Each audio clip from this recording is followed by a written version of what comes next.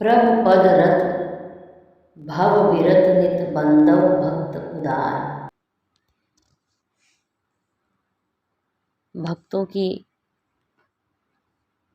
प्रभु भक्तों की सूची में देवर्षि नारद प्रथम स्थान रखते हैं। देवर्षि नारद की स्तुति भगवान श्री कृष्ण भी करते हैं। कहते हैं कि जो भक्त देवर्षि नारद का नित्य स्तुति पाठ करता है उसके ऊपर देवर्षि नारद कृपा करके उसको भगवत दर्शन भगवत प्राप्ति का मार्ग अवश्य दिखाते हैं।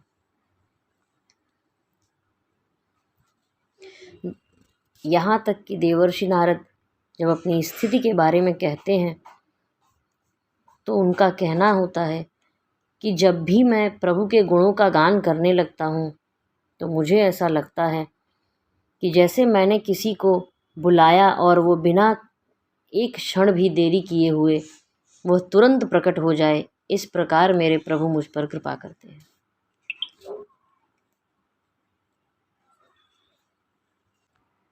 ऐसी कथा है कि पूर्व कल्प में नारद जी उपबर्हण नाम के गंधर्व थे और उस गंधर्व को अपने रूप का अत्यंत गर्व था। एक बार भगवान ब्रह्मा जी ने भगवान नाम गुण कीर्तन करने के लिए सबको बुलाया।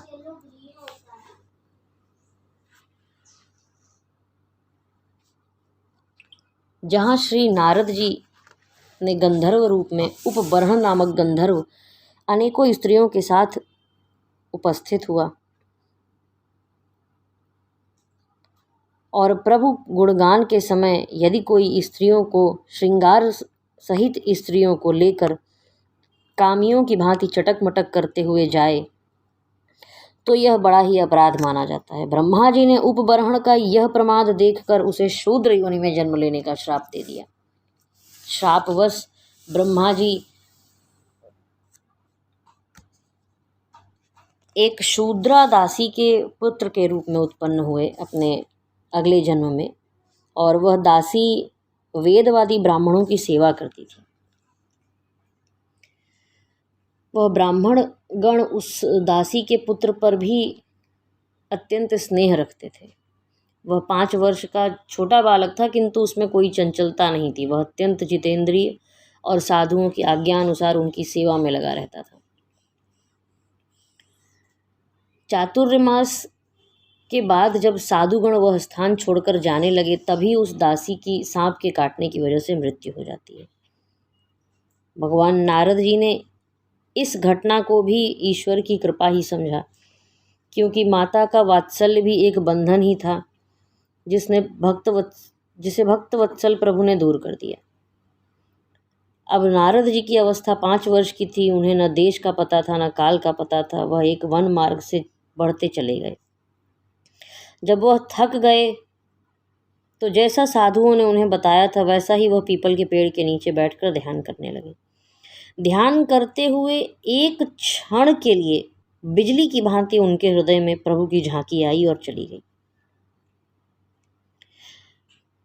अब वह झांकी देखने के लिए वो इतने व्याकुल हुए कि वे यहाँ वहाँ भटकने लगे। तभी उनके अंतर्मन से एक आवाज़ आई कि इस जन्म में नहीं लेकिन अगले जन्म में तुमको प्रभु की प्राप्ति अवश्य होगी। और नारद जी इसी प्रकार प्रभु भजन में लीन रहते हुए उन्होंने अपना वह शरीर त्यागा और अगले जन्म में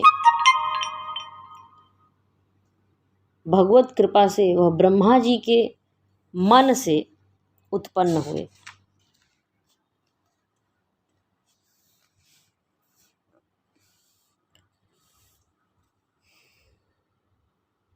और नारद जी को प्रभु के मन का अवतार माना गया है। ऐसा माना जाता है कि दया में भक्तवत्सल प्रभु जो कुछ करना चाहते हैं देवर्षि नारद से वैसी ही चेष्टा अपने आप होती है।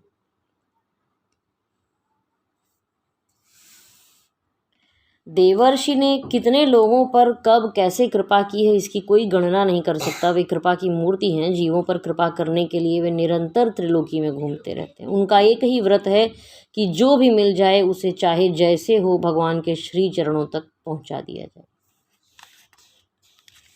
भगवान श्री कृष्ण एक बार राजा उग्रसेन से देवर्षि नारद की स्तुति कर रहे थे।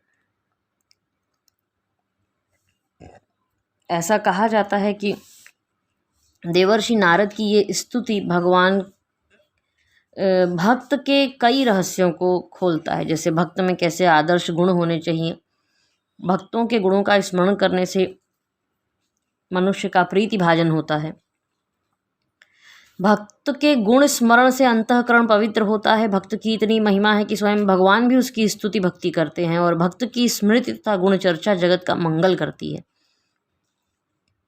गुणों का धारण स्मरण कथा चर्चा के बिना नहीं होता। ऐसे परम पुण्य जीवन देवर्षि नारद के चरणों में हमारे अनंत प्रणाम।